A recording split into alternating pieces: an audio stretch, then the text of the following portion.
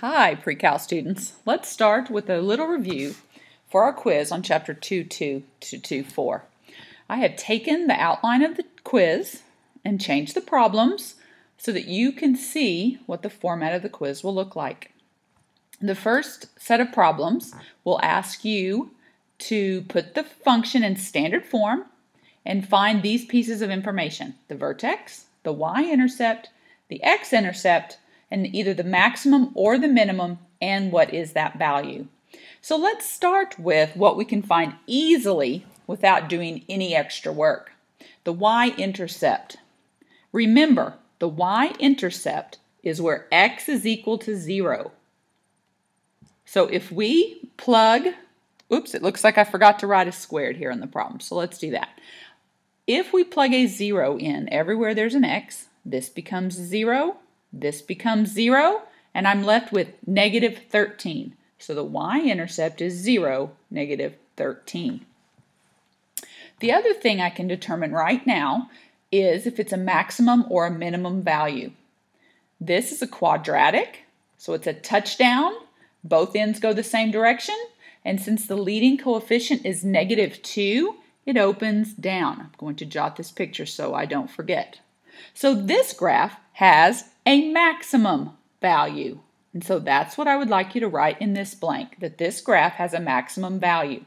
Now, to find the other items, let's go ahead and put in standard form. To put in standard form, we must complete the square. Our rule for completing the square is our x squared coefficient must be 1. So I'm going to start by factoring out a negative 2. If I factor out a negative 2, I'm left with x squared plus 6x. I'm going to leave a hole for completing the square, and I'm going to leave my minus 13 hanging in the back. It's going to become my transformation up or down.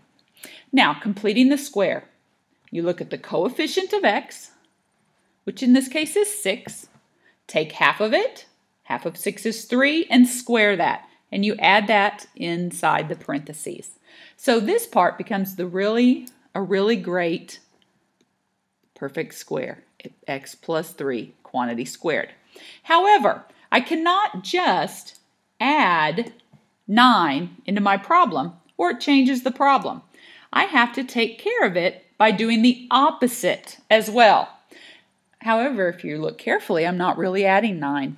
With the negative 2 out front, negative 2 times 9 is negative 18.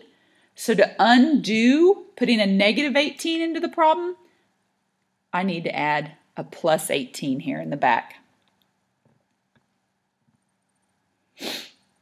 which ends up with plus 5.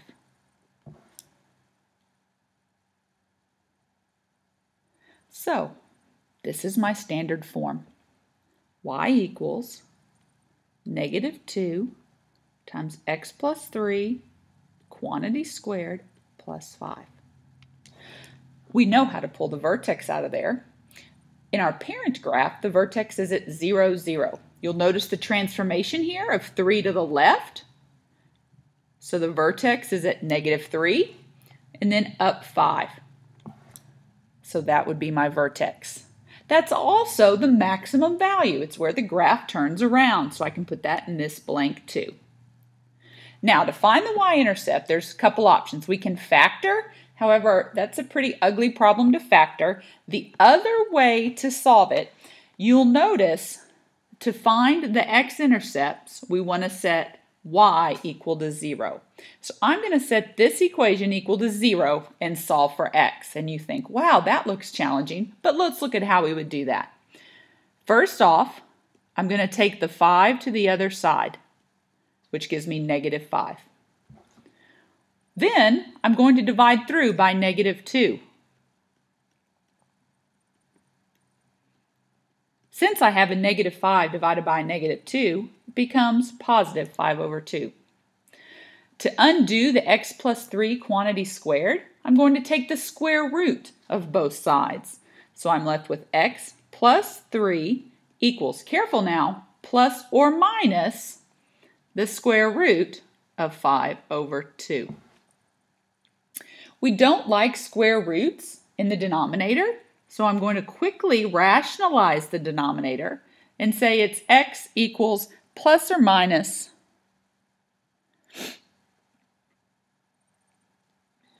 the square root of, let's see, 10 over 2.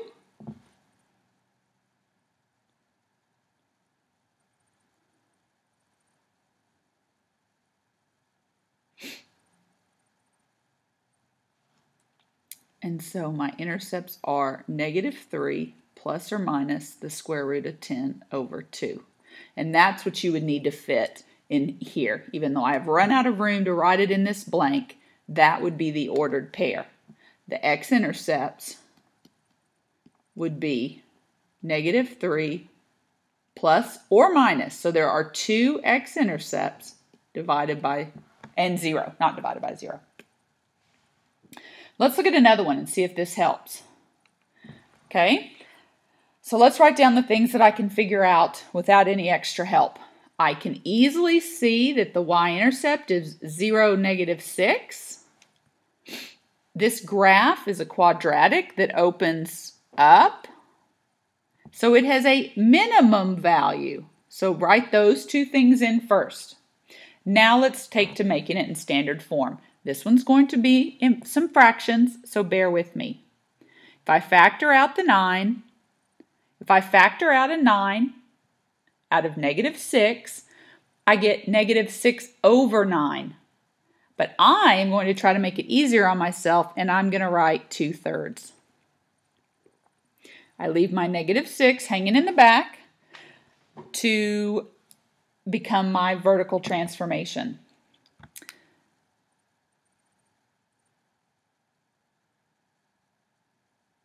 Now, completing the square. What is half of 2/3? Easy. It's 2/6. Or you may think of it as 1/3. If I square 1/3, I'm adding 1/9. Now, I cannot just add a 1/9 because that changes my problem. So I need to figure out what would cancel that out. But I'm not really adding 1/9, am I? I'm adding 9 times 1/9, which is 1. So if I'm adding 1, I also must subtract 1. So if I write this factored, 9 times the quantity, this should be a perfect square.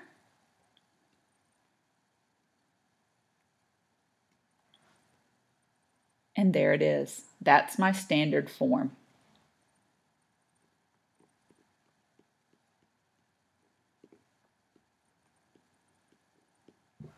I can easily pull the vertex out of there. The vertex is 1/3 -7, which is also my minimum value. Now, x-intercepts. I know the x-intercepts exist where y is 0. So I'm going to set this function equal to 0 and solve. To solve this, I'm going to add the 7 to both sides. I'm going to divide by 9. Then I'm going to take the square root of both sides. This one's a little bit easier because I don't need to rationalize. Keep in mind it is plus or minus square root of 7 over 3. So my x-intercepts end up being 1/3 plus or minus the square root of 7 over 3. And that's what we would write here in my x-intercept blank. 1/3 plus or minus the square root of 7 over 3, comma 0. And that's all there is. Now, be sure and notice that these problems are worth 5 points each. Each piece of information is going to be worth a point. So, make sure you do know how to do these. You'll notice the whole quiz is worth 30 points. Each of these are worth 5, so this is 1/3 of the quiz, is this material here. Let's move on to the next item on the quiz. The next item on the quiz is if I give you the vertex and a point on the graph, can you write the equation? Now, we didn't do this written like this. We had a picture when we did these in the notes, but you can do it when I just give you the point as well. I like to at first think about the situation a little bit. The vertex 6, -3 is over here, and the point is way up here. So this graph has to open like this. It opens up.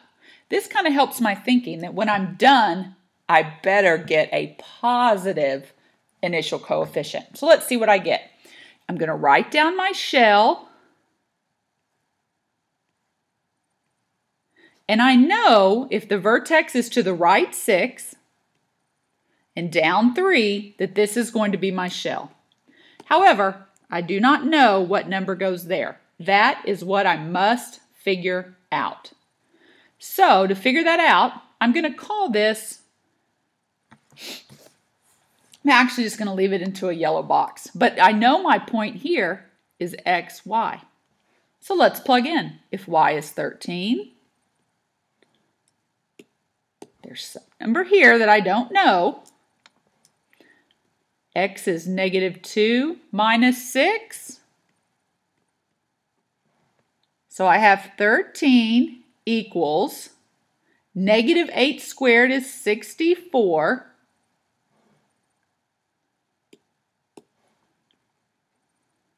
minus 3. I'm going to tell you it will be easier than doing the 64 minus 3 at this point.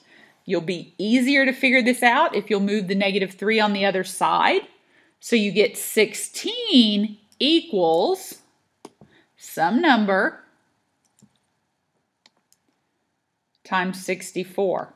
What number do I have to multiply by 64 to get 16? And if you're careful, you'll know that number is 1/4. Therefore, my function is 1/4 quantity x minus 6 squared minus 3. If you'd like to check, you can quickly put in the xy coordinate and make sure you're right. If I put in a -2, I get -2 minus 6 is -8. Square that is 64 times 1/4 is 16. Subtract 3, and that is 13. So you know our answer's right. It also opens up, so it follows what we thought. Let's try another one like that. These are each worth a point, 1 point each. Okay? So the shell you know. In fact, we can go ahead and write the shell here in the equation. We know this part's going to be x minus 2 quantity squared plus 3. The question is, what goes here? This is what I have to figure out. If I think about this and draw a little sketch, I know that 2, 3 is here, -1, -42 is here, so this one opens down. Just thinking about it, so I need to make sure I get a negative here. So let's see if I get a negative. I'm going to substitute in -42 in for y. I have some unknown number here that I've got to find. -1 minus 2 quantity squared plus 3. It is going to be easier for you if you will go ahead and take this to the other side. It will make it easier for you to see what number goes in our green square. If I take that 3 to the other side, I get -45 equals some number that I've got a green box for. This ends up being -3 quantity squared, which is 9. So we need to think what number times 9 is -45, and I believe it's -5. So I need to write a -5 here. Quickly, you can check the vertex you have right. If we put in -1 for x, -1 minus 2 is -3. If you square that, it's 9. times negative 5 is negative 45, plus 3 does give you the negative 42. So that's how you do that type problem. Next, I'm going to give you polynomials and you have to find all the zeros. So first off, when you start these, this tells me it's x to the third. I need to find 3 zeros. The way to find zeros is to factor. Since this is a trinomial, it has 3 terms, it should factor into 2 binomials. I do see a greatest common factor. That will help you out if you notice that there is a greatest common factor of 4x. X squared plus 3x minus 10.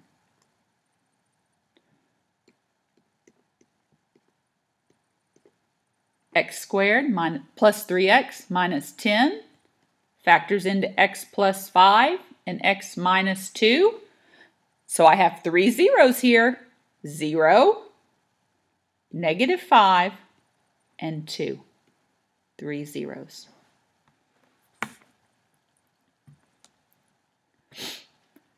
Now this might seem a bit confusing, part B, because it's not a trinomial and it doesn't have a GCF. I'm hoping that you see it's the difference of 2 squares. 25x squared is 5x times 5x. 81 is 9 times 9. So what are the zeros? Negative 9 over 5 and positive 9 over 5. Very good. These are each worth 1 point. You have to show your work, and it does ask you to circle your answers so that I know which one you think your answer it is. I'll take a box as well. Now, the next type of problem you're going to see is if I give you the zeros, can you give me the function? So let's try 2 like that.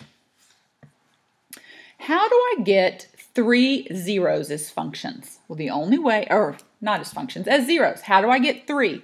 I know that I must have x cubed in my problem. Then I have 2 factors because I have 2 other roots. If I know a 0 is at 1/3, one of the roots, or one of the factors, I'm sorry, is 3x minus 1. The other one is x minus 6. You're going to make it much easier on yourself if you do not use x minus 1/3. It will be much easier on you if you choose to use 3x minus 1. And you simply now FOIL this out. 3x times x is 3x squared. Minus 18x minus 1 is minus 19x plus 6. And then multiply the x cubed out. 3x to the 5th minus 19x to the 4th plus 6x cubed. And there's a nice answer blank for you to put your answer in. I will take off points if you, or at least a little, if you can't multiply out correctly. So watch your signs, watch your multiplication. B has 3 answers. Oh, and a quick check. Part A had 5 roots, so you need to make sure that your final answer is something to the 5th. That tells me there were the 5 roots. Part B has 3 roots, so your final answer will be something x cubed. So let's write out our factors. X minus 4 gives you a root of 4. X plus 5 gives you a root of negative 5. And x minus 2 gives you a root of 2. At this point, it doesn't matter which 2 you multiply. I'm going to choose to multiply the first 2. X squared plus x minus 20 times x minus 2. And now I'm going to multiply these 2. You get x cubed minus 2x squared plus x squared minus 2x minus 20x plus 40. Combine like terms, x cubed minus x squared minus 22x plus 40. And you'll see that we did indeed end up with x cubed. That is an indication that you probably did it correctly. Now, next, I give you a polynomial, and I just want to know the end behavior. So I need you to determine if it's touchdown or Saturday Night Fever. So we look for the leading coefficient here is 4, so it's touchdown in the same direction. And it's a negative coefficient out front, -4, so it opens down. I would want to see that you drew the ends down, both ends the same way. Careful on B. Remember, our rule is the polynomial must be written in order with the highest exponent first. So if I look through this problem, the highest exponent is x to the 5th. That is considered my leading coefficient. Its sign is positive. You always look at the coefficient with the highest exponent. It's +9. It's a Saturday Night Fever graph going in the upwards direction. The last one, again, I have not written in the correct order. The leading coefficient, if I put it in the right order, is 9. Its coefficient is negative, so it's a Saturday Night Fever graph going in the negative direction. So watch that because I will have some of them not written in descending order. Now we're going to check long division and synthetic division. There's one problem of each. There are 2 points. You must work one of them by synthetic and one of them by long division. It's pretty easy to tell which you should try by looking at what you're dividing by. B is the one that will be much easier to do by synthetic division. If you choose to do A by synthetic division, you're going to have to use -1/3, which it will be more of a challenge, especially without a calculator. So let's do the 3x plus 1 divided into 3x cubed minus 5x squared minus 47x minus 15 with long division.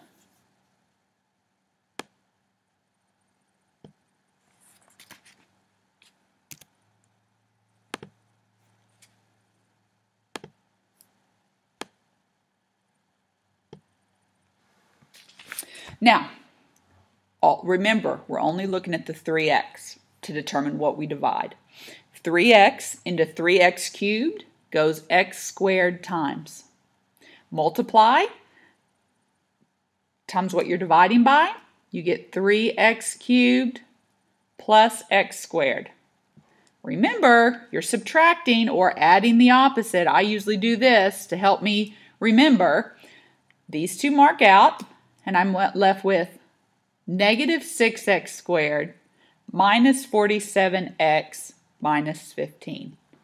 Again, divide. How many times does 3x go into -6x squared? Oops, I ended up erasing that. Let's try again.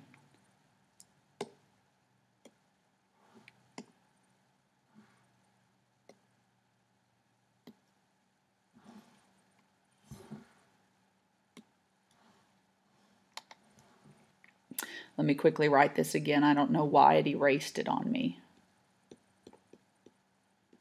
I do change my colored pen, and I change the sign here. This would have been a plus. So this ends up being a minus. And when I add those, these mark out, and I'm left with -6x squared minus 47x minus 15. 3x into -6x squared goes -2x times, and do my multiplication. Change my signs. If ever these first two don't cancel out, you've done something wrong. How many times does 3x go into -45x? I believe that's -15 times, and multiply. Change my signs. And then the very last step, these cross out, which indicates it factors completely. So when you're writing the answer, I want you to factor it completely. So the first factor is what you divided by, 3x plus 1. The other two factors are what happens when I factor my answer here. When I factor x squared minus 2x minus 15, I get x minus 5, x plus 2. Be sure you write down all the factors. These are worth 2 points each. Now, let's do this 6b by using synthetic division. Remember that the number we're going to use to divide in here, we change the sign. We use -4. And then we write down just the coefficients, making sure if there's any missing parts that you put in a 0. This one has no missing spaces. So simply bring down the 1, multiply 1 times -4 is -4, and add, which is 0. 0 times -4 is 0. Bring down -9. -9 times -4 is 36. And so my remainder is 0. So my first factor here is x plus 4. You'll remember that if it was x cubed, what's left here when I divide it is x squared minus 9. Well, how does x squared minus 9 factor? X plus 3 times x minus 3. So factor completely. Many students forget to include what you divided by. Don't forget, whatever you're dividing by is one of your factors. Don't forget to include it in your answer. Now, last but not least, you have to sketch me a graph. These are worth 3 points each. I'm interested in behavior and zeros, and that you then have the middle of the graph a good sketch for me. So let's look at this. The first one I already have factored for you.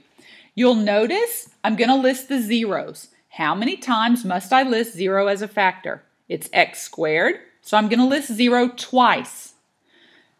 X minus 3 to the 5th power, I'm going to list 3 as a root 5 times. Now you might think, why should I do that?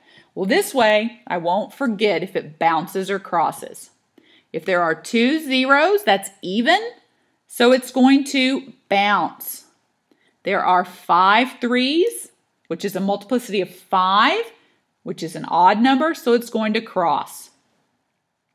So in behavior, it's a 7th degree.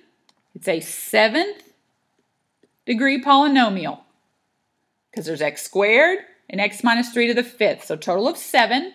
So it's a Saturday Night Fever graph that has a leading coefficient of -1/2, so it's going in the down direction.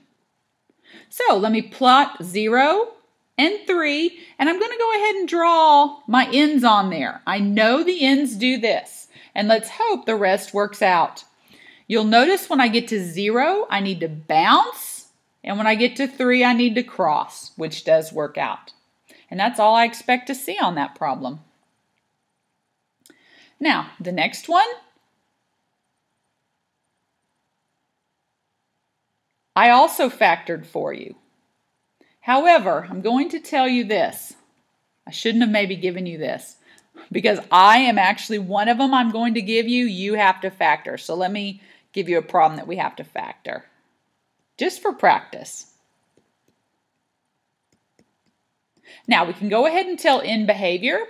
This is a 4th degree and the leading coefficient is positive, so I know my in behavior is touchdown going up. To find the zeros I want to factor, you'll notice there's a greatest common factor of 2x squared, which leaves me x squared minus x minus 6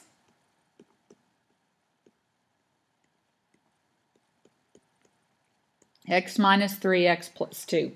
So my zeros are 0, 0. It's x squared, so I write down my 0 twice, 3 and -2. So let's think about this. 0 occurs twice. It has a multiplicity of 2, so it's going to bounce at 0. There's a single root of 3, so it's going to be a cross, and the negative 2 is going to be a cross. Excuse me, if you jot that down, that will help you out. Plot my points, 0, 3, and negative 2, and go ahead and put in your end behavior. Now I can see what happens. When I get to the negative 2, it's going to cross. When I get to the 0, it's going to bounce off. And when I get to the 3, it's going to cross. These problems are each worth, what did I say? 3 points. So if you understand the very first problem and the very last problem, that's worth over half the quiz. So I hope this review has helped you. And we will stop the recording.